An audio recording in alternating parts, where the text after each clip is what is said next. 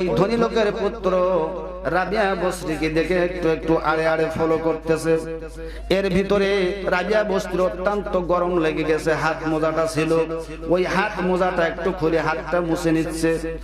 যখন হাত মোজাটা খুলে ফেললো, ওই যুবক ওই হাতের কবজি পর্যন্ত দেখে সে পাগল হয়ে গেল। মোটা মস্তিষ্ক তার হেট হয়ে যাওয়ার মতন পাগল হয়ে গেল। এবার রাবিয়া বসরিকে ডাক দিয়ে বলতেছেন, ও রাবিয়া বসরি, আমাকে অত্যন্ত পছন্দ হয়েছে, আমি আপনাকে বিবাহ করতে চাই। এবার রাবিয়া বসরি বললেন, হে যুবক, তুমি আমার কি দেখে তুমি পছন্দ করেছো, তুমি পাগল হয়েছো?